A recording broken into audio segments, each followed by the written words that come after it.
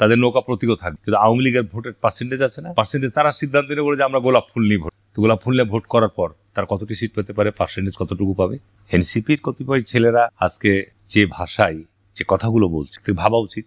আপনি চকরিয়ার মাটিতে মিটিং করতে যাচ্ছেন, এটার উস্কানি কেন আমি বলছি? তার নির্বাচনী এলাকা, সালাউদ্দিন সাহেবের নির্বাচনী এলাকা। সালাউদ্দিন সাহেব আমাদের বিএনপি এখন স্থায়ী কমিটির সদস্য। জামাত বিএনপিকে কোনো একটা তাদের মিটিং এ দাওয়াত দেন। নয়া বন্দোবস্ত নিয়ে আলোচনার আগে দিনের ঘটনা দিয়ে শুরু করি। রাজধানীতে বড় সমাবেশ করেছে জামায়াতে ইসলামী, সেখানে বিভিন্ন রাজনৈতিক দল অংশ নিয়েছে, কিন্তু আমরা দীর্ঘদিনের জোটসঙ্গী বিএনপিকে পাইনি সেই জনসভায়। স্থায়ী কমিটির সদস্য সালাউদ্দিন আহমেদ একটি বক্তব্য দিয়েছেন বা ব্যাখ্যা দিয়েছেন সেই ঘটনার, যে বিএনপি আমন্ত্রণ পায়নি। জনাব হারুন রশিদ, আপনার কাছে জানতে চাই যে এই যে বিএনপি আমন্ত্রণ পেল না, এটা থেকে কি এটাই প্রতীয়মান হচ্ছে যে বিএনপি এবং আওয়ামী লীগ, বিএনপি এবং জামায়াত ইসলামী এখন রাজনৈতিকভাবে আর কাছাকাছি নেই এবং একজন আরেকজনকে, রাজনৈতিক প্রতিপক্ষ তো বটেই তারা, এর বাইরেও তাদের ভিতর মানে বেশি মন কষাকষি বা বিভিন্ন ইস্যুতে তারা একে অপরকে বেশ আক্রমণ করে বক্তব্য দিচ্ছে? ধন্যবাদ। আসলে আপনার বিএনপি জন্মলগ্নের পর থেকে জামাত ইসলাম যখন জিয়া রহমানের সময় নতুনভাবে নিবন্ধিত হয়, এর পরে অধিকাংশ সময় কিন্তু বিএনপির সাথে জামাতের পথ চলে একসাথে, নির্বাচন, জোটবদ্ধ আন্দোলন। এখন যেহেতু এই পরিবর্তিত পরিস্থিতিতে সামনে যে নির্বাচন, সেই নির্বাচনে স্বাভাবিক কারণেই বিএনপি আলাদা নির্বাচন করবে, জামাত আলাদা নির্বাচন করবে। ইভেন লাস্ট যে নির্বাচনটা 11 পার্লামেন্টের নির্বাচন ছিল, সেখানেও কিন্তু জামাত নানের শীষ নিয়ে জোটবদ্ধ নির্বাচন করেছে। এখন সাম্প্রতিক যে মানে রাজনীতিতে উত্তাপ এবং এই সাম্প্রতিক বেশ কয়েকটা ঘটনা, এটাতে আমি ভীষণভাবে উদ্বিগ্ন। মিটফোর্ডের ঘটনা ঘটলো, তারপরে কয়েকদিন পর সেটা আপনার চিত্র আকারে যেভাবে প্রকাশিত হলো, তারপরে আপনার গোপালগঞ্জের ঘটনা, তারপরে আজকে আপনার চকরিয়াতে ঘটনা, কক্সবাজার, হ্যাঁ, এবং একটা উস্কানিমূলক কর্মকাণ্ড। এবং এসব ঘটনার পরে বিএনপিকে আক্রমণাত্মক যে ল্যাঙ্গুয়েজ বা যে ভাষায় আমাদের পার্টির অ্যাক্টিং চেয়ারম্যান, পার্টির আমাদের নেত্রী সহ সিনিয়র নেতৃবৃন্দকে যে আক্রমণাত্মক যে কথাগুলো বলা হচ্ছে, এইটা আমি বেশ উদ্বেগ বা উৎকণ্ঠা চিন্তা করছি। এই কারণেই যে সামনে জাতীয় নির্বাচনের একটা ঘোষণা মাননীয় প্রধান উপদেষ্টা দিয়েছে। এখন এই নির্বাচনী পরিবেশকে আপনার ঘোলাটে করার জন্য ইতিমধ্যেই কিন্তু জামাতে ইসলাম, এনসিপি এরা বলছে যে নির্বাচনের পরিবেশ নেই। নির্বাচনের পরিবেশকে আপনার এইরকম একটা পরিবেশ পর্যায়ে নিয়ে যাওয়ার জন্যে, যে কারণে আমি যেটা মনে করি যে এটা একটা চক্রান্ত কিনা, যে তার নির্বাচনকে বানচাল করা, নির্বাচনকে বিলম্বিত করা, এটা আবার সরকারের ভিতরেরও কোনো উদ্দেশ্য আছে কিনা। আপনি যেটা বললেন যে বিএনপিকে দাওয়াত দেয়নি, সেটা জামাত ইসলামকে প্রশ্ন করতে হবে, যে এটা তাদের রাজনৈতিক সভা ছিল, তারা বিভিন্ন সংগঠনগুলোকে নিয়ে জোট করার একটা চেষ্টাই আছে, তাদেরকে হয়তো দাওয়াত দিয়েছে। কারা কারা গেছে তাও আমি বলতে পারবো না, কারণ আমি অন্য কাজে আজকে ব্যস্ত ছিলাম। তো সেইখানে বিএনপিকে দাওয়াত দেয়নি, এটা অস্বাভাবিক কিছু বা এটা বিশেষ কোনো না, তাদের রাজনৈতিক সমাবেশ নাও দিতে পারে। আর সাম্প্রতিক সময়ে জামাত ইসলাম বিএনপিকে যে কটাক্ষ করে কিছু মন্তব্য করেছে, এটা খুবই অনাকাঙ্ক্ষিত। যেটাকে কেন্দ্র করে সারা দেশে কিন্তু আপনার বিএনপি এবং অঙ্গ সংগঠনের জায়গা থেকে বিক্ষোভ, প্রতিবাদ মিছিল হচ্ছে। তবে আমি আপনাদের চ্যানেলের মাধ্যমে সারা দেশের আমাদের জাতীয়তাবাদী দলের সকল পর্যায়ের নেতাকর্মীদেরকে বলবো যে বিএনপি নেতাকর্মীরা উস্কানিতে যেন পা না দেয়। এটা আমি বলবো যে এই সমস্ত দলগুলো একটা উস্কানিমূলক পরিস্থিতি তৈরি করে, বিএনপির একটা বিরাট দায়িত্ব রয়েছে, কারণ আগামীতে যে সুষ্ঠু নির্বাচন হলে বিএনপির দিকে দেশের জনগণ তাকিয়ে আছে। আর আজকে কিছু ঘটনা ঘটলেই সমস্ত কিছুর ক্ষেত্রে বিএনপির দিকে আঙুল তোলা হচ্ছে। তো এই ক্ষেত্রে আমি মনে করি যে রাষ্ট্রের যারা দায়িত্বে রয়েছে, চাঁদাবাজি হচ্ছে, আমরা চাঁদাবাজির সাথে যদি আমাদের বিএনপির নিম্ন পর্যায়ের কোনো ব্যক্তির জড়িত থাকে আমরা বহিষ্কার করছি। চাঁদাবাজি হচ্ছে প্রশাসনের, আইন প্রয়োগকারী সংস্থা বা আজকে প্রশাসনের বিভিন্ন জায়গা থেকে, আমাদের তো কোনো বাধা নাই, নিষেধ নাই এই ব্যাপারে প্রয়োজনীয় পদক্ষেপ গ্রহণ করার জন্য, কিন্তু আজকে পর্যায়ক্রমে আঙ্গুল তোলা হচ্ছে। আমি আপনাকে খুব স্পষ্টভাবে যদি বলি, জামাত ইসলামের মতো রাজনৈতিক দল, আমি কিন্তু জামাত ইসলামের সাথে 5 বার ভোট করেছি, 5 বারই তাদেরকে পরাজিত করেছি, 1 বার 2 বার না। এবং আমার ওখানে কিছুদিন আগে আজহারির আপনার একটা তাফসির মাহফিলের নাম করে তাদের বিভাগীয় সমাবেশ করেছে, তারা কুপন ছাপিয়ে টাকা চাঁদা তুলে বেরিয়েছে। তো সেটা চাঁদা না, ব্যাংক বলেন, ইউনিয়ন পরিষদ বলেন, পৌরসভা বলেন, এবং বিভিন্ন যে মিল কলকারখানা, সমস্ত জায়গায় তারা কুপন ধরে দিয়ে, এবং তাদের শীর্ষ নেতারা ওখানকার দায়িত্বশীল ব্যক্তিরা দলবদ্ধভাবে গিয়ে বলছে আপনাকে টাকা দিতে হবে। তো এইভাবে তারা বিভিন্ন জায়গায় আজকের জামাতের শীর্ষ নেতারা চাঁপাইনবাবগঞ্জের বিভিন্ন কলেজ প্রতিষ্ঠানের সভাপতি হয়েছে। এগুলো নিয়ে আমরা এগুলো ধারে কাছেও যাইনি। কলেজ বলেন, বিভিন্ন মাদ্রাসা বলেন, তারা সেগুলো সভাপতি হচ্ছে এবং ফোর্সলি হচ্ছে। তো এই সমস্ত হওয়ার উদ্দেশ্য কি? হওয়ার উদ্দেশ্য যে ওই সব জায়গাতে নিয়োগ আছে, তো নিয়োগ নিয়ে হয় বাণিজ্য হবে, বা নিয়োগ নিয়ে তাদের দলীয় লোকজনকে নিয়োগ দেওয়ার চেষ্টা করবে। এই কাজগুলো তারা সেখানে করছে। আমি নবাবগঞ্জের উদাহরণ দিলাম। সারা দেশে জামাতে ইসলাম আজকে এই পরিবর্তিত পরিস্থিতিতে আপনার সারা দেশে তারা নির্বাচন কেন চাবে?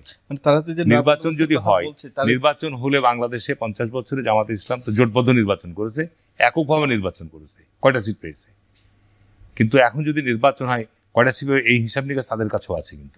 কিন্তু আজকে নির্বাচনকে এই যে আপনার একটা পরিস্থিতিকে উত্তপ্ত করা, নির্বাচনকে পিছনে থাকা, তাদের তো সমস্যা নাই। তারা তো ইতিমধ্যে বহু জায়গায় বিভিন্ন পদ পজিশনে তারা অবস্থান করছে। সুতরাং এই নির্বাচনের মধ্য দিয়ে নির্বাচিত সরকার আসলে তখন এই জায়গাগুলো থাকবে না, পরিবর্তন হবেই। তো যে কারণে আমার মনে হয় যে আজকে আপনার একটা রাজনীতিতে উত্তাপ বা উত্তেজনাকর পরিস্থিতি তৈরি করার চেষ্টা হচ্ছে। আমি আবারও আপনার এই চ্যানেলের মাধ্যমে সারা দেশবাসীকে আহ্বান জানাবো, বিশেষ করে বিএনপি নেতাকর্মীদের আহ্বান জানাবো যে উস্কানিতে যেন ছাড়া না দেয়, পা না দেয়। কারণ আমাদের দায়িত্ব এবং কর্তব্য দেশে একটা সুষ্ঠু শান্তিপূর্ণ পরিবেশ বজায় রাখার জন্য আমাদের অব্যাহত চেষ্টা করে যাওয়া। ধন্যবাদ হারুনুর রশিদ।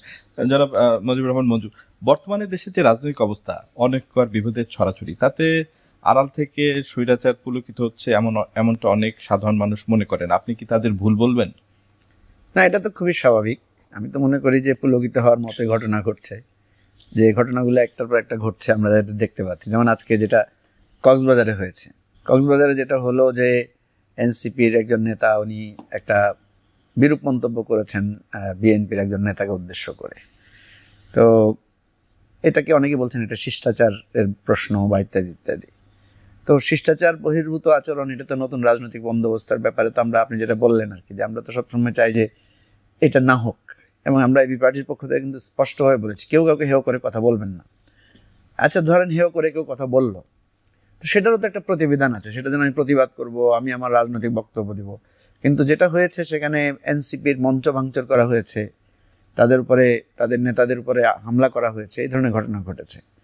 যেটা হারুন ভাই বললেন যে এটা কি ফাঁদ না উস্কানি সৃষ্টি করা হচ্ছে পরিকল্পিতভাবে, নাকি এটা স্বাভাবিক অনভিজ্ঞতার কারণে হচ্ছে বা তারুণ্যের নানা উত্তেজনার সময় থাকে এটার কারণে হচ্ছে, যে কোনো কিছুই হোক, কথা হচ্ছে আমাদের একটু সহনশীল হতে হবে। আমার সমালোচনা কি আরেকজন করতে পারবে না?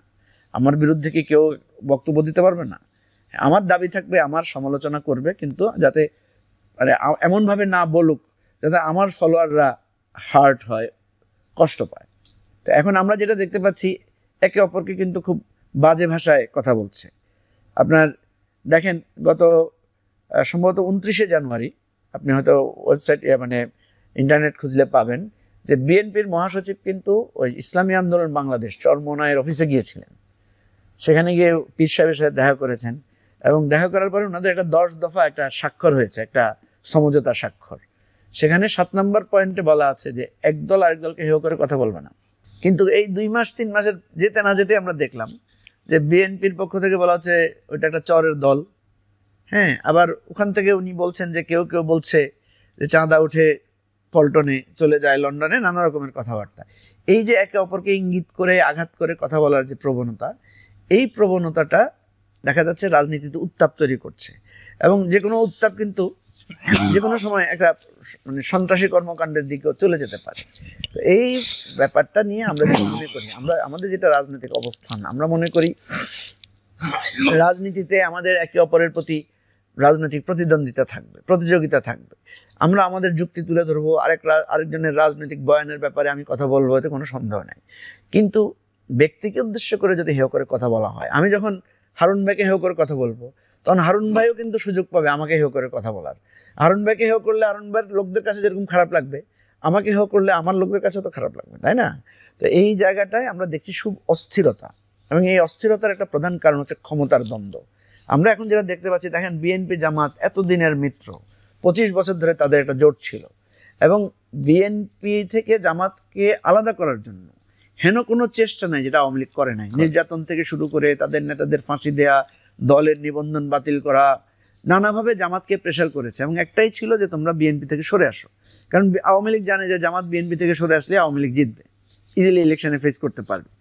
এবং এই জামাত আর বিএনপির জোটের কারণে কিন্তু আওয়ামী লীগ কোনো একটা সুন্দর নির্বাচন দেয় নাই, কারণ সে জানে যে এরা জোট করলেই আমরা হেরে যাব, হারার ভয়ে কিন্তু সে নির্বাচন দেয় নাই। এখন দেখেন জামাত এত স্যাক্রিফাইস করলো যে বিএনপির সাথে এত কিছুর পরেও সে জোটে থাকলো, কখনো বিএনপির এগুলো নিয়ে সে প্রশ্ন করে নাই। এখন জামাত কেন প্রশ্ন তুলছে?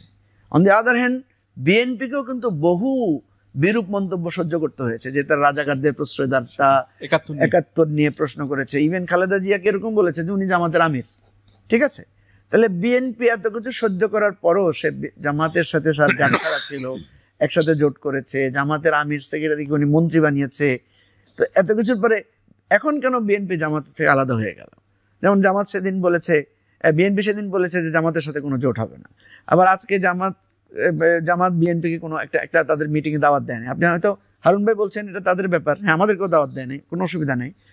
প্রশ্ন হচ্ছে যে কিছুদিন আগে কিন্তু বিএনপির যে একটা সমাবেশ হয়েছিল 1 জুলাই, সেখানে কিন্তু বিএনপি জামাতকে দাওয়াত দিয়েছে।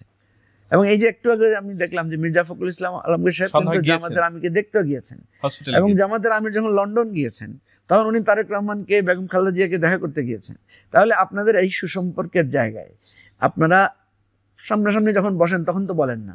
নিশ্চয়ই মির্জা ফখরুল সাহেব যখন গিয়েছেন তখন তো জামাতের আমির বলেন না যে আপনার দলে চাঁদাবাজ কেন, আপনার দলে এটা কেন। নিশ্চয়ই উনি ভালো ভালো কথা বলেছেন, কৃতজ্ঞতা জানিয়েছেন। তাহলে পাবলিকলি গিয়ে কেন ওনারা এটা বলেন? এটার একটা রাজনৈতিক স্বার্থ আছে, এটা হচ্ছে একে অপরকে হেয় করে যাওয়ার। কিন্তু আমি মনে করি না যে কেউ কাউকে হেয় করলে তার রাজনীতি দাঁড়ায়, কেউ কাউকে হেয় করলে তার রাজনীতিকে কেউ ভালোভাবে দেখে, এটা আমি মনে করি না। হ্যাঁ, দলের লোকেরা পুলকিত হয়। আপনি দেখবেন অনলাইনে জামাত এবং বিএনপির লোকেরা একে অপরকে এমন কোনো কথা নাই গালিগালাজ করছে না। বিএনপির লোকেরা তো অনেক মানে উত্তেজিত স্লোগানও দিচ্ছে যে জামাত শিবির রাজাকার, এই মুহূর্তে বাংলা ছাড়, এই যে মিছিলগুলো অতীতে ছিল এগুলো দিচ্ছে। আবার বিএনপি একেবারে চাঁদাবাজ, সন্ত্রাসী নানা কথা বলে বিএনপিকে জামাত হেয় করছে। এই জায়গাটায় আমি যেটা মনে করি যে আপনি যেটা বলছেন নতুন রাজনৈতিক বন্দোবস্তে কিন্তু আমরা যাচ্ছি না, আমরা পুরানো রাজনৈতিক বন্দোবস্তের মধ্যেই থেকে যাচ্ছি। এবং এই রাজনীতি তো আমরা করে তো জামাতকে বিএনপি নির্মূল করতে পারে নাই, আর বিএনপিকেও জামাত নির্মূল করতে পারে নাই। বিএনপির ভোট তো কমে নাই, এখন তো আমরা দেখতে পাচ্ছি বিএনপির সাপোর্ট বেজ অনেক স্ট্রং হয়েছে। ঠিক তেমনিভাবে জামাতের আজকে যে সমাবেশ আপনি দেখবেন, হিউজ তাদের জনশক্তি উপস্থিত হয়েছে। তাহলে জামাত তো শক্তিশালী হয়েছে, কেউ তো কাউকে হারাতে পারেন নাই। তাহলে এই রাজনীতি তো ব্যর্থ হয়েছে। আপনি বিএনপিকে সারাদিন চাঁদাবাজ ডাকলেও আর জামাতকে আপনি সারাদিন রাজাকার ডাকলেও জামাতের 2টা ভোট কমবে, বিএনপির 2টা ভোট কমবে, বিষয়টা কিন্তু তেমন না। এখন কথা হচ্ছে বিএনপি এবং জামাতের রাজনীতির আদর্শগত একটা আলাদা ফারাক আছে। বিএনপি একটা ইনক্লুসিভ দল। বিএনপির যারা ভোটার এরা কোনোদিন জামাতকে ভোট দিবে না। হ্যাঁ, যদি তারা তাদের মতাদর্শ পরিবর্তন করে, ইসলামিক মতাদর্শে যায়, তাহলে হতে দিতে পারে। একইভাবে জামাতের কোনো লোক নৈতিকভাবে বিএনপিকে কোনো ভোট দিবে না, কিন্তু জোটে হলে তারা হয়তো দেয়, একে অপরকে ভোট দেয়। এই জায়গাটায় আমার কথা হচ্ছে যে প্রত্যেক দলের নেতাদের এটা বোঝা উচিত যে এই খেলাটা তো আমরা খেলে ফেলেছি, এটা তো পুরানো খেলা, এবং এনসিপিও যত এই জিনিসগুলোতেই আবর্তিত হচ্ছে।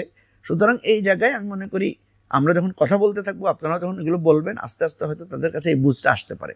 এবং আস্তে আস্তে এবং মির্জা ফখরুল সাহেবকে আমি ধন্যবাদ জানাই। আমি নিজেও জামাতের আমিরকে ফোন করে খবর নিয়েছি ওনার স্বাস্থ্যের, যে আমাদের মধ্যে এই রাজনৈতিক সুচর্চা থাকা উচিত।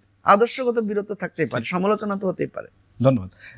যে নয়া বন্দোবস্তের কথা দিয়ে আমরা শুরু করেছিলাম, মঞ্জুর রহমান মঞ্জু সেটা বললো।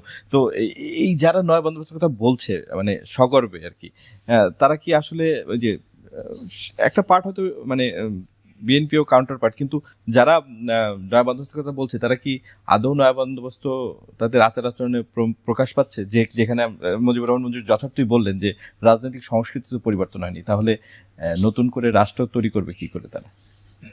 যারা নয়া বন্দোবস্তের কথা বলছে আপনার, তার জাতির সামনে যদি নয়া বন্দোবস্তের একটা রূপরেখা তুলে ধরতো তাহলে আমরা পরিষ্কার হতাম। আসলে নয়া বন্দোবস্ত বলতে কি বোঝাতে চাচ্ছে? জনগণ তো চেয়েছিল নয়া বন্দোবস্ত যতক্ষণ পর্যন্ত আপনার যারা নয়া বন্দোবস্তের কথা বলছে তাদেরকে জাতির সামনে একটা রূপরেখা তুলে দেওয়া দরকার। মঞ্জু ভাই যে কথাগুলো বললো, যে আজকে দেখেন রাজনীতির মধ্যে শিষ্টাচারের আমাদের গত 50 বছর ভয়ানক একটা অভাব ছিল, এবং যে কারণে আমাদের জাতীয় ইস্যুতে, আন্তর্জাতিক ইস্যুতে আমরা রাজনৈতিক দলগুলো এক টেবিলে বসতে পারিনি। আমাদের আভ্যন্তরীণ সমস্যা নিয়েও আমরা একসাথে বসতে পারিনি। রাজনীতিতে সমালোচনা থাকবেই। আমি একটা রাজনৈতিক দল করি, মঞ্জু ভাই একটা রাজনৈতিক দল করে, জামাত ইসলাম একটা দল। রাজনীতির মঞ্চে আপনি আর একটা দলকে সমালোচনা করবেন, আর একটা দলকে আক্রমণ করবেন, এটা দোষের বলবো না, তো সেইটা আপনার তো একটা শিষ্টাচার বহির্ভূত হলে চলবে না। এনসিপির কতিপয় ছেলেরা আজকে যে ভাষায় যে কথাগুলো বলছে, কিন্তু ভাবা উচিত। আপনি চকরিয়ার মাটিতে মিটিং করতে যাচ্ছেন, এটার উস্কানি কেন আমি বলছি, তার নির্বাচনী এলাকা, সালাউদ্দিন সাহেবের নির্বাচনী এলাকা। সালাউদ্দিন সাহেব আমাদের বিএনপি এখন স্থায়ী কমিটির সদস্য, এবং আপনারা দেখছেন যে আজকে ওই যে সংস্কার কমিটির মিটিং বৈঠকগুলো হচ্ছে, সেখানে তিনি প্রতিনিধিত্ব করছে। তার নির্বাচনী এলাকায় তার ওখানে বসে থেকে দাঁড়িয়ে থেকে আপনি শামীম ওসমানের সাথে কম্পেয়ার করছেন। এটা তো আপনার সালাউদ্দিন সাহেবকে হুকুম দেওয়া লাগবে না। যারা ওখানে সালাউদ্দিন সাহেবের অনুসারী ভক্ত যারা আছে, তারা কি এরকম বক্তব্য গ্রহণ করে নেবে? এরকম মানে এটা উদ্দেশ্যপ্রণীতভাবে আপনার এই ধরনের বক্তব্য আপনি বলেন যে আমরা চাঁদাবাজ বা আমরা গডফাদার সৃষ্টি হতে দেবো না ভবিষ্যতে রাজনীতিতে। আপনার নাম উল্লেখ করার তো দরকার নেই। আপনি ইঙ্গিতে যেভাবে বুঝাচ্ছেন, তাতে তো ইঙ্গিতগুলো একেবারে স্পষ্টভাবেই সালাউদ্দিন সাহেবকে আপনি শিলং থেকে এসেছে। হ্যাঁ, তো এই জিনিসটা আপনি, আমরা রাজনীতিতে আমরা জামাত ইসলামকে যখন আমরা মঞ্চে জামাত ইসলাম সম্পর্কে তো কথা থাকে, আপনার বিএনপিকে নিয়েও জামাত ইসলাম কথা বলছে। তো আপনি রাজনীতির মঞ্চ থেকে আমাদের যেটা সবচেয়ে বেশি প্রয়োজন, যে আমরা এই জুলাই আগস্টের পরিবর্তনের সময় আমরা যে ঐক্যটা ছিল, এবং এখন পর্যন্ত আমরা জাতীয় ইস্যুতে আমরা একসাথে বসছি, কিন্তু আমরা এমন কোনো ঘটনা তৈরি করব না যেটার মধ্য দিয়ে আমাদের ফাটল তৈরি হয়, যার ফলশ্রুতিতে কী হবে। আজকে দেখেন আপনি নির্বাচন, এই জামাত ইসলামের জায়গা থেকে পিয়ার পদ্ধতি, গত 50 বছরের রাজনৈতিক দলের মধ্যে এই পিয়ার পদ্ধতি নিয়ে কখনো কোনো আন্দোলন বা প্রস্তাব বা এই সমস্ত আসে নাই। তো পিয়ার পদ্ধতি আমাদের পৃথিবীর কোন কোন দেশে চালু আছে, তার সুফল কুফলটা কি পাচ্ছি আমরা?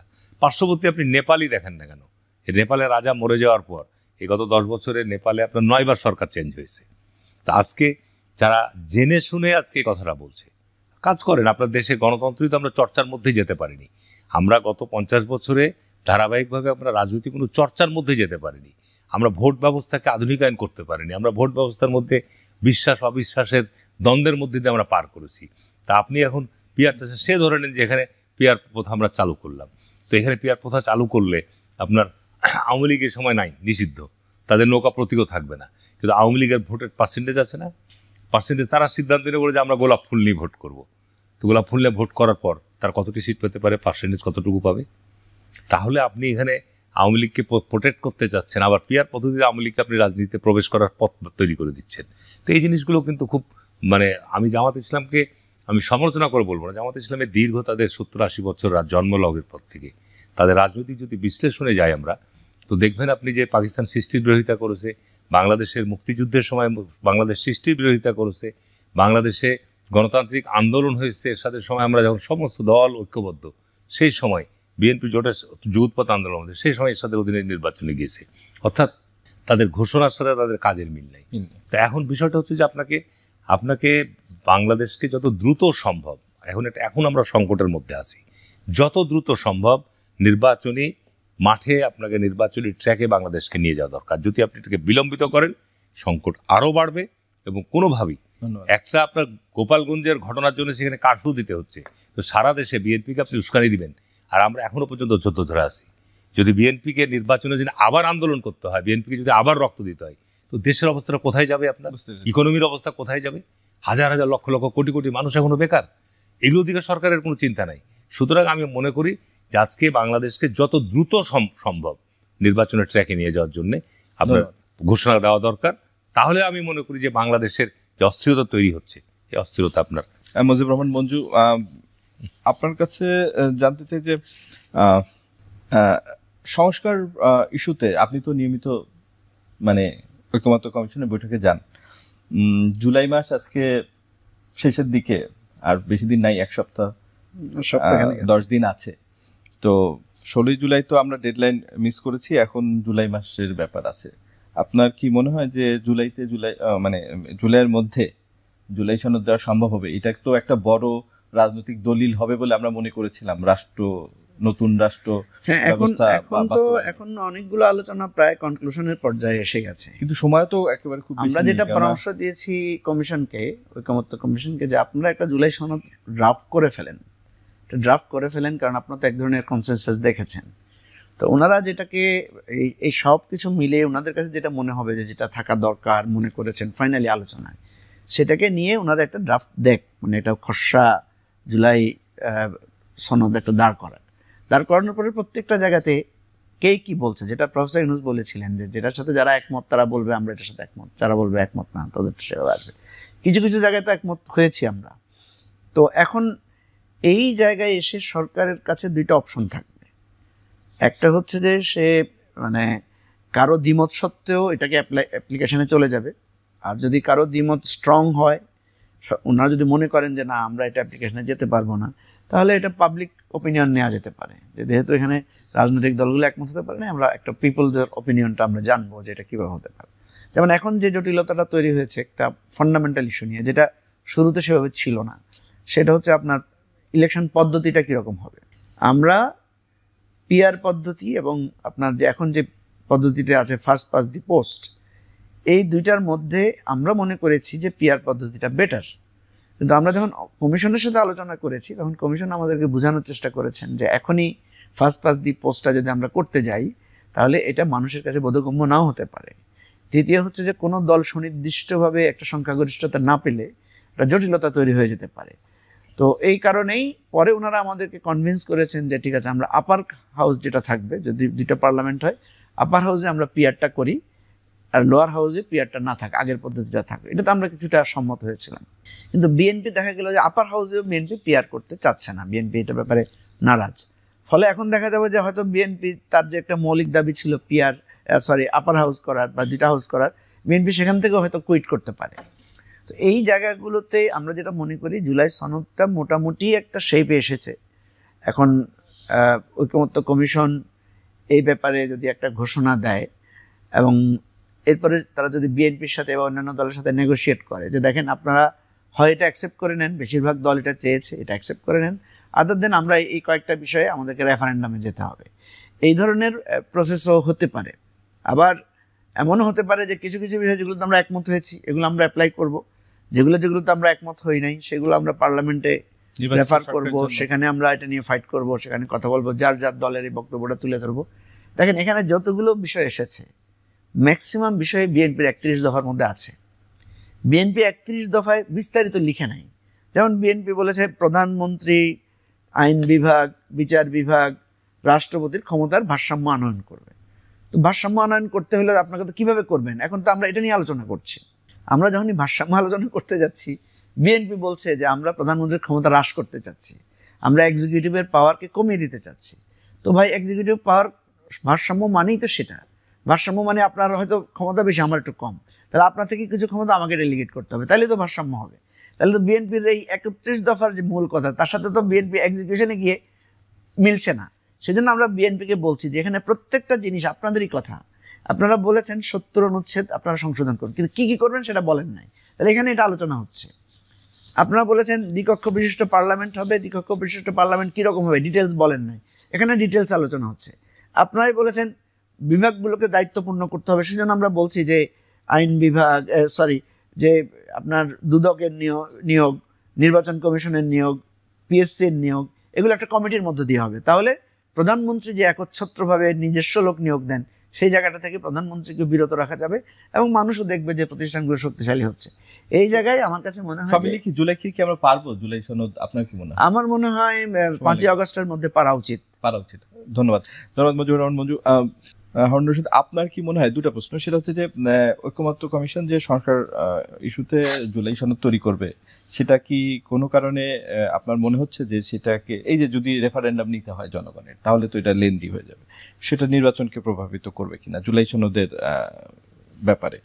আর বিএনপির যেই 31 দফা, বিশেষ করে বিএনপি নেতারা সবসময় বলেন যে 31 দফা সর্বরোগের দাওয়াই, কিন্তু এটা তো ঠিক যে আসলে অনেক কিছুই বিস্তারিত নাই ওর ভিতর, যেগুলো বিস্তারিত আলোচনা করতে গিয়ে বিভিন্ন ইস্যুতে মতবিরোধ বা মত পার্থক্য দেখা যাচ্ছে। তো সেই বিষয়গুলো ঐক্যমত্য কমিশনে যে আইডেন্টিফাই হচ্ছে যে আসলে আরো কি পিন পয়েন্ট করা দরকার, আরো কি হবে। তো বিরোধীরা যে অভিযোগগুলো করছে, বিএনপি যদিও অনেক বড় বড় সংস্কার প্রস্তাব মেনে নিয়েছে, কিন্তু এখনো কিছু বাকি আছে, যেগুলো আবার অনেক কিছুই 31 দফায় আছে। তো এই বিষয়গুলো বিএনপি স্পষ্ট কেন করে না? না, বিএনপি স্পষ্ট করেছে। এখন এখানে বিষয়টা হচ্ছে যে বাংলাদেশে নিবন্ধিত দল অনেকগুলো, অনিবন্ধিত দলের সংখ্যা আরও বেশি। বাংলাদেশে অধিকাংশ দলই পেট সর্বস্ব পার্টি। এখন বিষয়টা হচ্ছে যে আপনার ঐক্যমত কমিশনের যে আলোচনা হচ্ছে, এটাতে আমি ব্যক্তিগতভাবে যথেষ্ট সন্তুষ্ট, এবং নীতিগতভাবে যে বিষয়গুলো আলোচনায় কিছু কিছু বিষয় বিএনপির সঙ্গে ঐক্যমত হয়েছে বা সবাই ঐক্যমত হয়েছে, আমরা যদি সেই কাজগুলো করতে পারি তা দেশের অবস্থা পরিবর্তন অবশ্যই হবে। জুলাই সনদের ব্যাপারও আমি মনে করি যে যেহেতু একটা রক্তপাতের মধ্য দিয়ে, একটা বিরাট রক্তপাতের মধ্য দিয়ে 50 বছরের মধ্যে এত রক্তপাত, এত প্রাণহানি আপনার কোনো সময় সরকার পরিবর্তনের জন্য ঘটেনি। সুতরাং জুলাই সনদের একটা হওয়া দরকার, এবং সেটা ঐক্যমতের ভিত্তিতেই হওয়া দরকার। আমি ব্যক্তিগতভাবে পারলে আমাদের দেশের যে এই পরিস্থিতিতে, যদিও বিএনপি 31 দফার মধ্যে দ্বিকক্ষ বলা আছে, আসলে আমাদের সংসদকে শক্তিশালী করা দরকার। দ্বিকক্ষ আপনার আমাদের দেশের কনসেপ্টের দরকার আছে কিনা সেটা আরও চিন্তা ভাবনার প্রয়োজন আছে। তার আমাদের দেশের স্থানীয় সরকার ব্যবস্থায় এখনো পর্যন্ত মেরুদণ্ড সোজা হয়নি। স্থানীয় সরকার ব্যবস্থা এখনো দুর্বল পর্যায়ে আছে। দ্বিতীয়ত হচ্ছে আপনার পিয়ার পদ্ধতি নিয়ে যে কথাগুলো হচ্ছে, পিয়ার পদ্ধতির ব্যাপারে বিএনপি স্টেট এটার ব্যাপারে কখনোই একমত আসবে না। পিয়ার পদ্ধতি দিয়ে আপনার দেশের যে গণতান্ত্রিক যে রাষ্ট্র নির্মাণের ক্ষেত্রে আগের আলোচনায় বলছিলেন সংকট তৈরি করবে। সুতরাং এখানে আপনার আমাদের দেশের নির্বাচন নিয়েই তো আপনার যত আপত্তি, অবিশ্বাস, অভিযোগ, আমরা নির্বাচন ব্যবস্থাটাকে একটা গ্রহণযোগ্য জায়গায় নিয়ে আসি। সাংবিধানিক প্রতিষ্ঠানগুলোর ক্ষেত্রে বিচারপতি নিয়োগ থেকে যেটা মঞ্জু ভাই বলল, সেই জায়গাগুলোর ক্ষেত্রে স্বচ্ছতা এবং জবাবদিহিতার জায়গাটা আমরা আরও ক্লিয়ার করি। এগুলোর ব্যাপারে তো বিএনপির আপত্তি নাই। আমরা এই জায়গাগুলো শক্তিশালী করার ক্ষেত্রে আমার মনে হয় যে এই জায়গাগুলোর ক্ষেত্রে বিএনপি ঐক্যমতে এসে পৌঁছে গেছে। তা আমার মনে হয় যে এই ঐক্যমতের ভিত্তিতে আমরা যতটুকু ঐক্যমত আসছি, এইটুকু নিয়েই আমরা আমাদের যাত্রা শুরু করি। এটা নিয়ে আপনি এখন আপনার প্রেসক্রিপশন চাপিয়ে দিবেন, এই চাপিয়ে দিয়ে এটা কাজ চাপিয়ে দেওয়ার সিদ্ধান্ত কখনোই আপনার ভবিষ্যতের জন্য মঙ্গল বয়ে আনবে না। এর প্রশ্ন আসবে, যেমন অনেকেই বলে 91 আন্দোলন একটা পরীক্ষা তৈরি হয়েছিল, সেটা পরে কেউই আমরা বাস্তবায়ন করিনি। কিন্তু এখন অন্তত পক্ষে সকল রাজনৈতিক দলগুলো আমরা একত্রিত ওপেন বসছি, ওপেন আমরা বিষয়গুলো জানতে পারছি গণমাধ্যমের মাধ্যমে। তাহলে আমরা যে জায়গাগুলোতে একমত হচ্ছি, এই জায়গাগুলো অন্তত পক্ষে আমরা ঘোষণা দিয়ে সেটা দিয়ে আমরা আল্লাহর ওয়াস্তে কাজটা শুরু করি। সুতরাং আমি মনে করি যে এটাকে কেন্দ্র করে আমাদের নির্বাচনী যে ঘোষণা, সেটাকে যেন বিলম্বিত করা না হয়। তার দেশে ক্রাইসিস কিন্তু প্রতিনিয়ত বাড়ছে। আইন প্রয়োগকারী সংস্থার অবস্থা দেখেন, সেনাবাহিনীকে সেখানে ছুটতে হচ্ছে। সেনাবাহিনী তো মাঠে থাকবে না, নির্বাচন হয়ে যাওয়ার পর আপনার সেনাবাহিনী থাকবে না। নিঃসন্দেহে গত 15 বছরে বাংলাদেশের সাংবিধানিক প্রতিষ্ঠানগুলো ব্যাপকভাবে ক্ষতিগ্রস্ত হয়েছে, এবং এইটা আপনি যদি মনে করেন যে 1-2 বছরের মধ্যে আপনি ঠিক করতে পারবেন, অসম্ভব। সাংবিধানিক প্রতিষ্ঠানগুলো মিনিমাম, আমি মনে করি মিনিমাম 5 ইয়ার্স লাগবে, মিনিমাম। তার 15 বছর আপনি যে নিয়োগ প্রক্রিয়া করেছেন, পুলিশ তো মেরুদণ্ড শেষ, পুলিশের মেজর সিনিয়র লোকগুলো সব পালিয়ে গেছে, তারা সরাসরি মানুষকে হত্যা করেছে। যে কারণে এখন সবচেয়ে বড় চ্যালেঞ্জ যে বাংলাদেশে একটা অবাধ, সুষ্ঠু, গুরুত্বপূর্ণ নির্বাচনের মধ্য দিয়ে, গ্রহণযোগ্য নির্বাচনের মধ্য দিয়ে দেশটাকে একটা গণতন্ত্রের পথে নিয়ে যাওয়া। যার ফলশ্রুতিতে আপনি এখন ধরো স্থানীয় সরকারগুলো সব অচল হয়ে আছে, সিটি কর্পোরেশন বলেন, পৌরসভা বলেন, ইউনিয়ন পরিষদ, সবই অচল অবস্থায় আছে। তো এইটা আপনি যদি দীর্ঘায়িত করেন, এতে মানুষ সেবা থেকে বঞ্চিত হচ্ছে, সংকট বাড়ছে। যে কারণে আমি মনে করি যে আপনার এখন বাংলাদেশের প্রধান সংকট যে আপনি কত দ্রুততম সময়ের মধ্যে আপনার নির্বাচিত সরকারের কাছে ক্ষমতা হস্তান্তর করতে পারবেন। এইটার বিকল্প অন্য কিছু নাই, এটার বিকল্প অন্য কিছু হতেও পারে না। এটা যদি কেউ ভাবেও, আমি মনে করবো সেটা আপনার সঠিক হবে না। বুঝতে পেরেছি, ধন্যবাদ হারুনুর রশিদ। মঞ্জু, ছোট করে একটু জানতে চাই যে যেটা হারুনুর রশিদ বলছিলেন যে প্যাট সর্বস্ব দল বাংলাদেশে, বেশিরভাগ দল তো বয়সের দিক থেকে বিএনপির চেয়ে নবীন দল এবি পার্টি। তো আমরা দেখলাম যে 164 দল নিবন্ধনের জন্য আবেদন করেছে নির্বাচন কমিশনে। নির্বাচন ব্যবস্থা কেমন সেটা নিয়েও প্রশ্ন আছে, সেটা নিয়েও আলোচনা হচ্ছে সংস্কার কমিশনে। এই যে নতুন দল নিবন্ধনের প্রক্রিয়া, এটা নিয়েও তো অনেক প্রশ্ন আছে। আজকেই আমাদের গণঅভ্যুত্থান থেকে জাত দল এনসিপি তাদেরও 6টি বিষয়ে ঘাটতি আছে বলে চিঠি দিয়েছে, এবং এই কিছু কিছু শর্ত সত্যিই অনেক কঠিন একটা রাজনৈতিক দল নিবন্ধনের ক্ষেত্রে। তো এই যে 164 দল, আমরা কিছু দলকে ইতিমধ্যেই দেখেছি যে নিবন্ধন দিয়েছে, আরও দিবে, যেহেতু 144টা দল আবেদন করেছে। এইখানে এই প্রক্রিয়াটা স্বচ্ছ বলে কি আপনার মনে হয়?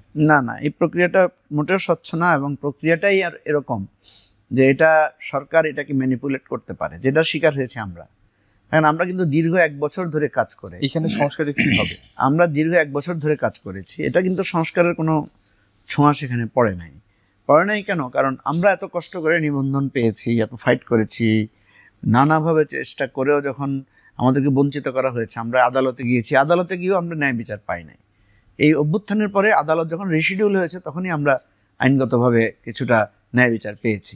এখন প্রশ্ন হচ্ছে যে এই যে এখানে যে বিষয়গুলো দেওয়া হয়েছে, যেমন আগে কি হতো, আমরা কিভাবে সাফার করেছি আপনাকে বলি। সেটা হচ্ছে, শর্ত হচ্ছে যে আপনার প্রত্যেকটা উপজেলায়, ঠিক আছে, আপনাকে 200 ভোটার আপনাকে সমর্থন স্বাক্ষর করতে হবে যে আমি এই দলের ভোটার। এখন দেখেন, আমাদের কিন্তু এটা আমাদের মৌলিক নীতিমালার সাথে সাংঘর্ষিক, কারণ কোনো ব্যক্তি কাকে ভোট দিবে এটা কিন্তু তার পার্সোনাল চয়েসের ব্যাপার, এবং এটা কিন্তু একটা নিরাপদ মানে এটা একটা সিক্রেসির ব্যাপার আছে। তাহলে এখন যখন আমার কর্মীরা এটা দিচ্ছে যে আমার ভোটার সে, তখন কর্মীকে গিয়ে আপনার ডিজিএফআই, এনএসআই বা এসবির লোকেরা গিয়ে প্রশ্ন করতে হয়, তুমি কি ওই দলের ভোটার, আপনি কি ওই দল করেন? আমাদের দেশে পুলিশ ফোন করলে সবাই তো ভয় পায়। এনসিপির ক্ষেত্রেও দেখেন হয়তো সেটা হয়েছে, তারা হয়তো লিস্ট দিয়েছে, পুলিশ যখন ফোন করেছে তারা বলছে না আমি তো এই দল করি না। তো এখন এই জটিলতাগুলো আছে। এরপর হচ্ছে অফিস নেওয়া, দেখেন একেবারে সাংঘর্ষিক নিয়ম। আমরা যখন অ্যাকাউন্ট করতে গিয়েছি, একটা দলকে নিবন্ধন পেতে হলে তাকে অ্যাকাউন্ট থাকতে হবে তার ব্যাংকে। আমরা যখন অ্যাকাউন্ট করতে গিয়েছি, ব্যাংক বলছে আমাদের তো কিছু ডকুমেন্ট লাগবে। কি ডকুমেন্ট লাগবে? আপনার দলের নিবন্ধন কাগজ লাগবে। আমরা আমাদের দল তো নিবন্ধিত না, বলছে নিবন্ধিত না হলে তো আমি অ্যাকাউন্ট করতে পারবো না। তাহলে আমাকে, অথচ নিয়ম করা হচ্ছে যে অ্যাকাউন্ট না থাকলে আমাকে নিবন্ধন দিবে না। তাহলে এটা পরস্পর বিরোধী না? 2 নম্বর হচ্ছে, আমি যখন ঘর ভাড়া নিতে যাচ্ছি, অফিস ভাড়া নিতে চাচ্ছি, প্রথমত হচ্ছে রাজনৈতিক দলকে কেউ অফিস ভাড়া দিতে চায় না। 2 নম্বর হচ্ছে আপনার ডিড ডকুমেন্টস কি। আমরা যখন একটা বাসায় অফিস ভাড়া নিতে যাই, আমাদের কত ডকুমেন্টস চায়। একটা পার্টিকে ভাড়া দিতে হলে পার্টির দলিল কি, তার নিবন্ধনের কাগজ, সেটাই তো নাই। তো এখন আপনি অফিস ভাড়া না হলে আপনাকে অন্তত 222টা অফিস লাগবে সারা বাংলাদেশে। অফিস ভাড়া দিতে চায় না লোকেরা, ভয় পায়, কাগজের ঘাটতি। এখন আপনি নিজে কিন্তু আইন লঙ্ঘন করছেন। এখানে ভুয়া কাগজ দিতে হয় অনেক সময়, এখানে অনেক সময় কাগজ ছাড়া আপনাকে ডিড করতে হচ্ছে। এখন যে বাড়িওয়ালা, সে ধরেন ভাড়া পাইলো না, তাহলে সে কোনো প্রতিবিধান নিতে পারবে না। চ্যালেঞ্জগুলো বুঝলাম, কিন্তু এর ভিতর থেকেও যেগুলো নিবন্ধন পাচ্ছে, এগুলো কিভাবে পাচ্ছে? এটা কি সব শর্ত পূরণ করে? এগুলো তো ধরেন, এই যে আমি আপনাকে বললাম যে বাড়িওয়ালা হয়তো পরিচিত হতে হয়, পার্টির প্রতি মানে পার্টির তার একটা মানে আনুকূল্য থাকতে হয়, তাইলে সে ভাড়া দিয়ে দিচ্ছে। এর ভিতরে তো আবার কিংস পার্টিও গঠন হয়, আমরা সে অভিযোগ আছে। বেশিরভাগ নিবন্ধন না করে যতগুলা নিবন্ধন পেয়েছে 111-এর সময় এবং আওয়ামী লীগের আমলে, বেশিরভাগই আপনার গোয়েন্দা সংস্থার তৈরি করা দল। তাহলে এখানে সংস্কার হলো না তো, তাহলে দেশ না, এটাই তো ধরেন এখন সংস্কার জায়গায় তো আমরা যেতে পারছি না। প্রথম কথা হলো, আমি আপনাকে বললাম সংস্কার সবাই চায়, কিন্তু নিজের স্বার্থটাকে যখন প্রাধান্য দেয় তখন তো আর সংস্কার হয় না। সংস্কার তখনই হবে যখন আপনার অধিকারের একটা জিনিস আপনার স্বার্থের জায়গাটা থেকে আপনি ত্যাগ করবেন। এখানে যেটা হচ্ছে, আমরা চূড়ান্ত জায়গায় গিয়ে দেখছি যে কেউ স্যাক্রিফাইস করতে চাচ্ছে না, সবাই সবার মতটাকেই তুলে রাখছে। মত আমারটা কিছু আমি ছাড়বো, ওনারটা উনি কিছু ছাড়বেন, তাইলে তো আমরা ঐক্যমতে পৌঁছাতে পারবো। আদার দিন এটা তো সম্ভব না। তো এই জন্য আমি আপনাকে বলি, এবারও নিবন্ধন প্রক্রিয়ায় প্রচুর ত্রুটি বিচ্যুতি হবে, এবং এনসিপির এই বিষয়গুলো কিন্তু পাবলিকলি চলে আসছে। এখন এই জায়গায়ও যদি এনসিপিকে নিবন্ধন দেওয়া হয়, মানুষ কিন্তু সন্দেহ করবে যে তারা এক ধরনের ফেভার পেয়েছে। আবার এনসিপি যেটা করেছে, তারা কিন্তু নির্বাচন কমিশনের বিরুদ্ধে একটা অভিযোগ তুলেছে আগে থেকে। এখন নির্বাচন কমিশনও কিন্তু একটু শেকি ফিল করবে যে আমরা যদি নিবন্ধন না দিই তাহলে মনে হবে যে আমরা আমাদের বিরুদ্ধে বলে তারা আমরা দিচ্ছি না। আমরা মাঝখান থেকে একটা চিন্তায় পড়ে যাবে যে কি। কিন্তু বাস্তবে যেটা আমরা দেখতে পাচ্ছি যে এনসিপির তো সারা দেশে আমরা দেখছি তাদের সংগঠন আছে, তাদের জনসভা হচ্ছে, তাদের জনসমাগম আছে। ঠিক আমার কাছে যেটা মনে হয় যে রাজনৈতিক দলগুলোকে নির্বাচন কমিশন নিজেই তদন্ত করতে পারে যে এই দলের কয়টা, যেমন আমার পার্টির ওয়েবসাইট এবং আপনি যদি নিউজ দেখেন, পত্রিকার নিউজ দেখেন, তাহলে তো বুঝতে পারবেন কোন পার্টিটা পেট সর্বস্ব দল আর কোন পার্টিটার ডিস্ট্রিক্ট ওয়াইজ, উপজেলা ওয়াইজ কর্মকাণ্ড আছে। পত্রিকায় নিউজ আসতেছে, টেলিভিশনে নিউজ আসতেছে, এগুলো দেখলেই তো আপনি বুঝে ফেলতে পারবেন।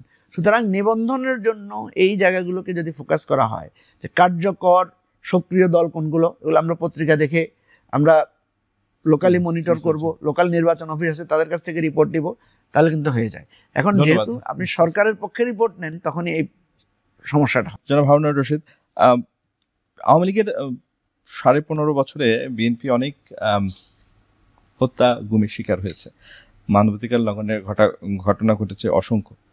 তো সম্প্রতি জাতিসংঘ বাংলাদেশে 3 বছরের জন্য একটি অফিস খুলতে যাচ্ছে, সেটার বিষয়ে চুক্তিও হয়েছে। 2টি ইসলামী দল সেটার বিরোধিতা করেছে। বিএনপির এই বিষয়ে অবস্থান কি? এখন এই বিষয়ে বিএনপি কোনো তো প্রতিক্রিয়া ব্যক্ত করে নাই। এখন জাতিসংঘ আপনার এখন বর্তমানে একটা ছোট জগন্নাথ প্রতিষ্ঠান। জাতিসংঘের ক্ষমতা কতটুকু? বাংলাদেশে মানবাধিকার লঙ্ঘন আপনার গত 15 বছরে যে ভয়াবহ আকার ধারণ করেছিল, আমাদের এখানে আমাদের জাতীয়ভাবে যে সমস্ত মানবাধিকার সংগঠনগুলো আছে, তারা অনেক ভয় ভীতি চাপের মধ্যেও তারা কিন্তু তাদের প্রতিক্রিয়া বা তাদের কিছু কার্যক্রম তারা করেছে। এখন জাতিসংঘ এখানে মানবাধিকার অফিস খুলছে, সরকারের জায়গা থেকে একটা বিবৃতি দেওয়া হয়েছে যে তারা প্রশিক্ষণের কাজ করবে, অর্থাৎ আমাদের দেশে যে সমস্ত মানবাধিকার সংগঠনগুলো আছে তাদেরকে হয়তো তারা প্রশিক্ষণ দিবে বা আপনার করতে পারে। এখন আমরা অপেক্ষা করছি যে এটার আসলে কার্যক্রমটা কি। আজকে ওখানে 2টো সংগঠন আপনার হেফাজতে ইসলামের এটার বিরোধিতা করেছে এবং এটা প্রত্যাহার করে নিতে বলেছে। আসলে এই মানবাধিকার যে অফিসটা এখানে ওপেন করেছে, এদের কার্যক্রমটা কি হবে, এরা কি করবে দেশে, এ বিষয়টা এখনও পরিষ্কার না। সরকার পরিষ্কার করেছে, বলছে যারা প্রশিক্ষণের কাজে কাদেরকে প্রশিক্ষণ দিবে, এই জিনিসগুলো আরও স্পষ্ট হওয়া দরকার। সরকারের জায়গা থেকেই আপনার এই জায়গাগুলো খুব পরিষ্কার করে দেওয়া দরকার।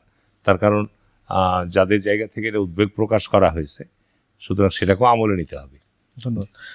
পাশাপাশি আরেকটি প্রশ্ন, যে ওই যে আমরা সেই শুরুর ইস্যুতে চলে আবারও যাই, যে নয়া বন্দোবস্তের যে বিষয়টি, তো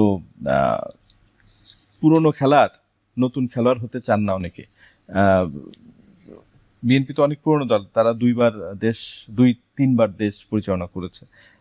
তো এই যে পুরনো ব্যবস্থা, সে ব্যবস্থা ভাঙতে বিএনপি কি করবে?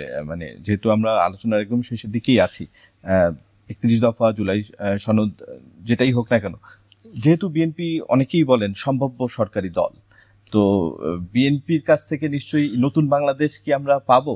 অবশ্যই।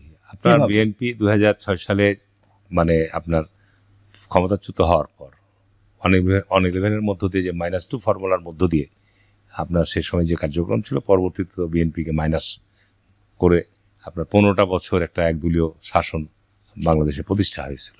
এখন বিএনপি আপনার যে প্রতিশ্রুতি বা যে ঘোষণাগুলো দিচ্ছে, পৃথিবী পরিবর্তন হচ্ছে, ডিজিটাল পরিবর্তন হয়েছে, সুতরাং অবশ্যই আমাদের দেশকে এগিয়ে নিয়ে যেতে গেলে আমাদের রাষ্ট্রীয় কাঠামোতে যেমন পরিবর্তন আসবে, রাজনীতিতে গুণগত পরিবর্তন আসবে। তবে একটা জিনিস, যে বর্তমানে দেশে আপনার ভালো মানুষের সংখ্যা খুবই কম। রাজনীতি বলেন, রাষ্ট্রের বিভিন্ন অঙ্গগুলোতে বলেন, ভালো মানুষের সংখ্যা। বিএনপিকে প্রচুর ডিসিপ্লিনারি অ্যাকশন নিতে হচ্ছে। একটা দল যারা দেশ পরিচালনা করতে যায়, এত কেন ডিসিপ্লিনারি অ্যাকশন নিতে হবে? এখানে ডিসিপ্লিনারি অ্যাকশনের কথা হচ্ছে, গত 15 বছর তো দেশে কোনো রাজনৈতিক চর্চা ছিল না। ইভেন এখনও রাজনৈতিক চর্চা আমরা সেভাবে শুরু করতে পারিনি। এই আপনার পরিবর্তন হওয়ার পর দেশে যদি রাজনৈতিক চর্চা না থাকে, সংগঠনের কর্মকাণ্ড আপনার করার জন্য যে স্পেস যদি না থাকে, স্বাভাবিক কারণে সেখানে একটা গ্যাপ তৈরি হবে। এই কারণে বাংলাদেশে কিন্তু বিরাজনীতিকরণের যে প্রক্রিয়া 1/11 দিয়ে শুরু হয়েছিল, সেটা চূড়ান্ত রূপ ধারণ করেছিল শেখ হাসিনা নিজেই। শেখ হাসিনার দেখেন এত বড় ঘটনার পর দেশ থেকে পালিয়ে গেছে, পালিয়ে যাওয়ার পরে তাদের কর্মী বাহিনী তো বাংলাদেশে এখনো অনেকেই আছে, কিন্তু তারা এখন অসহায় অবস্থায় বসবাস করছে। এবং তারা যে 15 বছর যে অপরাধ করেছে, এটা কিন্তু তারা স্বীকারও করছে যে না, আসলে এটা আমাদের অপরাধ ছিল এইভাবে বিনা ভোটের ক্ষমতা দখল করে থাকা। নতুন বন্দোবস্তের ক্ষেত্রে যারা কথাগুলো বলছে, আমি যেটা বলতে চাচ্ছি আপনার, যে নতুন বন্দোবস্তের যারা বলছে তাদেরকে নতুন বন্দোবস্ত বুঝাতে কি বুঝাতে চাচ্ছে, এই জিনিসটা জাতির সামনে ক্লিয়ার করা দরকার। তবে বিএনপির জায়গা থেকে আমি বলবো যে এখন বিএনপি বাংলাদেশের সাধারণ মানুষের কাছে অত্যন্ত জনপ্রিয় একটি রাজনৈতিক দল। এবং বিএনপি যে জাতীয়তাবাদী রাজনীতি করে, বিএনপি এখানে কোনো আধিপত্যবাদ, সম্প্রসারণবাদ, সাম্রাজ্যবাদ, এদের সাথে আমাদের বন্ধুত্ব হবে না। আমরা আমাদের দেশের স্বাধীনতার সার্বভৌমত্বকে যেমন গুরুত্ব দেব, আমাদের দেশের স্বার্থ সংশ্লিষ্ট বিষয়ে আমরা কারোর কাছে মাথা নত করবো না। এটার ব্যাপারে বিএনপি পূর্বেও যে অনার অবস্থায় ছিল, এখনও ভবিষ্যতেও তাই থাকবে। আমাদের দেশের অর্থনীতিকে ঢেলে সাজানোর জন্য, যে অর্থনীতিতে যে লুটপাট হয়েছে, এই লুটপাটটা যদি আমরা বন্ধ করতে পারি। বিএনপির বিরুদ্ধে অভিযোগ আসছে, বিএনপি সময়ের দেশে ইকোনমি, আপনি সাইফুর রহমান সাহেবের অর্থমন্ত্রীর সভায় আপনার ভ্যাট ব্যবস্থা চালু হয়েছে, যেটা আমাদের বাংলাদেশের আভ্যন্তরীণ রিসোর্স সবচেয়ে এই ভ্যাট প্রথা দিয়ে আপনার অর্থ সংগ্রহ করা হচ্ছে। আমরা যদি অর্থনীতিতে এবং অর্থনৈতিক প্রতিষ্ঠানগুলোকে শক্তিশালী করতে পারি, তাহলে দেশের ইকোনমি চেঞ্জ হয়ে যাবে আপনার। তো এইটা বিএনপির বিশাল লক্ষ্য। আমরা আমাদের সিনিয়র নেতারা বলেছেন যে বিএনপি 1 বছরের মধ্যে আপনার কোটিখানেক লোকের কর্মসংস্থানের ব্যবস্থা তৈরি করবে। কিভাবে করবে সেটারও পরিকল্পনা আছে, যে কারণে আমাদের দেশে আপনার এই গত 1.5 বছরে এই যে আজকে বেকারত্ব বলেন, কর্মসংস্থানের বিশাল ঘাটতি বলেন, গার্মেন্টস বন্ধ হয়ে যাচ্ছে, আজকে মার্কিন যুক্তরাষ্ট্রের ট্যাক্স বা প্রথা বৃদ্ধি করার কারণে একটা আরও উদ্বেগ তৈরি করেছে। সব কিছু মিলিয়ে বিনিয়োগ আসছে না। তো আজকে যদি নির্বাচন বিলম্বিত করেন, তো বাংলাদেশে আপনার বিগত কয়েক বছর যাবত কোনো বিনিয়োগ নাই। বাংলাদেশে কয়েক বছর ব্যাংকগুলো লুটপাট হয়েছে। তো বাংলাদেশে যদি আপনি বিনিয়োগ না থাকে, তাহলে কর্মসংস্থান কোত্থেকে নিয়ে আসবেন?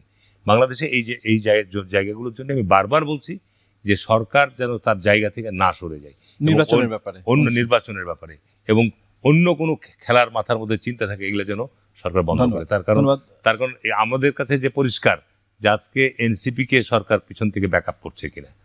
না হলে আপনার এনসিপি কে ওখানে ঘটনা ঘটার পর এনসিপি কে ট্যাঙ্ক নিয়ে যে উদ্ধার করে নিয়ে আসতে হচ্ছে, সেখানে কার্ফু দিতে হচ্ছে, তাদের তো সে হিসাব নিকাশ থাকা দরকার। ধন্যবাদ, বুঝতে পেরেছি হারুন রশিদ, জনাব হারুন রশিদ। মজিবুর রহমান মঞ্জু, এই সবাই নির্বাচন চাচ্ছে, আপনার দল, জনাব হারুন রশিদের দল বিএনপি এবং অন্য সবাই, এবং নির্বাচনের কথা বলছে স্বয়ং ডক্টর ইউনূসও, যে তিনি প্রস্তুতি শেষ করতে বলেছেন ডিসেম্বরের ভিতর। তারপরও দেশ কেন যেন নির্বাচনমুখী হচ্ছে না, নানান স্বার্থের দ্বন্দ্ব, যেটি আবার হারুন রশিদ ভাই বললেন একটু, যে সরকার কি এনসিপি কে ব্যাকআপ দিচ্ছে কিনা, বা সরকারের অন্য কোনো ইচ্ছা আছে কিনা। দেশ নির্বাচনের দিকে যাচ্ছে না কেন? আসলে সবাই নির্বাচন চাচ্ছে, সবার মুখেই নির্বাচন, বাট নির্বাচনী কোনো মানে দেশ যে নির্বাচনী ট্র্যাকে যায় বা যেরকম আমরা দেখি অন্যান্য সময়, সেটা কিন্তু হচ্ছে না। কিভাবে বুঝলেন আপনি? আমি তো আজকে ঢাকা শহরে প্রচুর দাড়িপাল্লা প্রতীকের মিছিল দেখলাম। হ্যাঁ, এটা তো একটা নির্বাচনী আমেজ, ঠিক আছে? সেটা রাজনৈতিক কর্মসূচি। আপনার এনসিপি এখনো মার্কা পায় নাই, তারপরে তারা শাপলা নিয়ে মিছিল করছে। বিভিন্ন রাজনৈতিক দল তাদের মার্কা নিয়ে, এটা তো সাধারণত মার্কা তো হচ্ছে ইলেকশন সিম্বল নিয়ে যখন মুভ করছে, আমি দেখছি শুধু বিএনপি ছাড়া বাকি সবাই তো নির্বাচনে নেমে গেছে। কিছু কিছু দল তো প্রার্থী ঘোষণা করেছে। আপনি মফস্বলে খোঁজ নিলে দেখবেন বিভিন্ন তো যেই দলটা বেশি নির্বাচন নিয়ে সংকট, তার নির্বাচনমুখী বা নির্বাচন চায়, তারাই নির্বাচন এখনো নামে নাই। কেন? আপনার কি মনে হয়? না, একটা হতে পারে যে বিএনপি হয়তো তাদের প্রার্থী ঠিক করার বিষয়টাকে এখনো তারা করতে চাচ্ছে না, কারণ বিএনপি প্রার্থী ঘোষণা করার পরে করলে একটা ঝামেলা পড়ে, তাদের একটা বিরাট দ্বন্দ্ব, নানা রকমের বিষয় তাদেরকে ফেস করতে হয়। এটা হয়তো তারা একটু ডিলে করে করতে চাচ্ছে। অথবা বিএনপি নির্বাচনী প্রস্তুতি অন্যদের তুলনায় ভালো আছে, কারণ বিএনপি যেহেতু ভাইব্রেন্ট ছিল, আন্দোলন সংগ্রামের মধ্যে ছিল, তার একটা নির্বাচনী কাজ হয়ে আছে। আমি কিন্তু বিএনপির এই কথার সাথে একমত না যে নির্বাচনের কোনো সংকট, আমি নির্বাচনের অন্য কোনো ষড়যন্ত্র দেখছি না, আমি বাস্তব কিছু সমস্যা দেখছি। বাস্তব সমস্যাটা যেটা দেখছি সেটা হচ্ছে আইন শৃঙ্খলা পরিস্থিতি এবং এই রাজনৈতিক দলগুলোর অ্যাটিটিউড। দেখেন, এই যে আমি যেটা বললাম যে রাজনৈতিক দলগুলো সংঘাতে জড়িয়ে যাচ্ছে, একে অপরকে উত্তেজনায় জড়িয়ে যাচ্ছে। ইলেকশন আসলে তো এটা একটু বেশি হবে। ইলেকশন আসলে তো আপনি নিয়ন্ত্রণ করতে পারবেন না, কারণ আমি আমার দলের কথা বলবো, উনার ত্রুটি বিচ্যুতি তুলে ধরবো, হারুন ভাইয়ের কী কী ফেলিওর হয়েছে সেটা বলবো, এবং এই যে এখন একে অপরকে মানে নানা ধরনের অভিযুক্ত করছে, এগুলো কিন্তু নির্বাচন আসলে আরো বাড়বে এবং আরো স্পেসিফিক বিষয় উঠে আসবে, কে কি করেছে, কে কি ভুল করেছে, এগুলো উঠে আসবে। তো এই জায়গাটায় আমরা যেটা দেখতে পাচ্ছি, যেমন আজকেও আমরা দেখলাম যে মানে চকরিয়া কক্সবাজারে যেটা হলো আর কি, যে একটা আমি ধরেই নিলাম যে একটা উত্তেজনা ছড়ালো, যেটা হারুন ভাই বলছেন যে আপনার কাউন্টার পার্ট আপনাকে উত্তেজিত করার জন্য একটা পোক করলো, আপনাকে হেয় প্রতিপন্ন কথা বললো। তো আপনার স্ট্র্যাটেজি কি হবে? আপনি কি তার মঞ্চ ভেঙে দিবেন? আপনি কি তাকে হামলা করবেন? আপনি তাকে সমাবেশ করতে দিবেন না? এটা যদি হয় তাহলে তো আপনি এটা নির্বাচন কিভাবে করবেন? কালকে যদি এরকম হয় যে আমি যদি মনে করি যে আমি মিছিল করতে পারবো না, আমাকে সবসময় হারুন ভাইয়ের পক্ষে কথা বলে ইলেকশন করতে হবে, হারুন ভাইয়ের বিপক্ষে কথা বললেই আমাকে উনি মুভ করতে দিবেন না, আমাকে মিছিল করতে দিবেন না, তাহলে তো আমি সিকিউর বোধ করবো না। এখানে দায়িত্বটা 4টা দলের আমি দেখতে পাচ্ছি। প্রধানত বিএনপির বড় দায়িত্ব, জামাতের একটা বড় দায়িত্ব আছে, এনসিপির দায়িত্ব আছে, আর ইসলামী আন্দোলন বাংলাদেশ যেটা আছে তাদেরও একটা দায়িত্ব আছে, কারণ তাদেরকে আমরা দেখতে পাচ্ছি তারাও খুব ভাইব্রেন্ট কথাবার্তা বলছে। এখানে পরস্পরের প্রতি হেয় প্রতিপন্ন করা বন্ধ করতে হবে, নাম্বার 1। নাম্বার 2 হচ্ছে পুলিশ এবং আর্মিকে আরও বেশি, যেমন দেখেন গোপালগঞ্জের ঘটনাটা সম্পূর্ণ গোয়েন্দা ব্যর্থতা। 1 সপ্তাহ আগ থেকে আমরা জানি যে সেখানে টেন্স চলছে, সেখানে আওয়ামী লীগ চ্যালেঞ্জ করেছে, আওয়ামী লীগ বলছে মিটিং করতে দিবে না, এনসিপি ওয়ালারা বলছে জীবনের বিনিময়ে হলে আমরা মিটিং করব, এই ধরনের উত্তেজনা চলছে। তাহলে এনসিপির মঞ্চ পর্যন্ত বোমা মারার জন্য ছাত্রলীগের সন্ত্রাসীরা আসতে পারলো কিভাবে? এইটা সম্পূর্ণভাবে পুলিশের গোয়েন্দাদের সম্পূর্ণ ব্যর্থতা। তো এইটা তো নির্বাচন তো আরো বেশি হবে। তখন যদি আপনি করতে না পারেন, নির্বাচনের কালকে তারিখ ঘোষণা হওয়ার পরে যদি 10টা জায়গায় গন্ডগোল লাগে এবং পুলিশ যদি সেটা সমাধান করতে না পারে, তাহলে নির্বাচন কিভাবে হবে? সেই জায়গায় আমি বলছি এই সমস্ত কাল্পনিক অভিযোগ না তুলে আসেন আমরা বলি যে আমরা নিজেরা মারামারি করবো না, গন্ডগোল করবো না, তাহলে তো ইলেকশন হয়ে যাবে ইজিলি। ধন্যবাদ। ধন্যবাদ। 1 মিনিট, আমাদের সময় নাই। মঞ্জু ভাই যেটা বললো 1 মিনিটে, আপনার এই যে আপনার গোপালগঞ্জের ঘটনা বা চকরিয়ার ঘটনা, ইতিপূর্বে কিন্তু জামাত বলছে যে নির্বাচনী পরিবেশ নাই, আপনার এনসিপিও বলছে নির্বাচন পরিবেশ নেই। যদি সরকার নিরাপত্তা দিতে না পারে, তাই 300 আসনে কি করে নির্বাচন করবে? তা আমি মনে করি যে এই সমস্ত ঘটনাগুলো তো সৃষ্টি করা হচ্ছে। আচ্ছা, এই সমস্ত ঘটনাগুলো সৃষ্টি করে এই ধরনের পরিস্থিতি তৈরি করে নির্বাচনের পরিবেশ নাই, নির্বাচনের পরিবেশ আজকে বিএনপি অফিস। আমি কোনো অবস্থাতেই মঞ্চ ভাঙাকে সমর্থন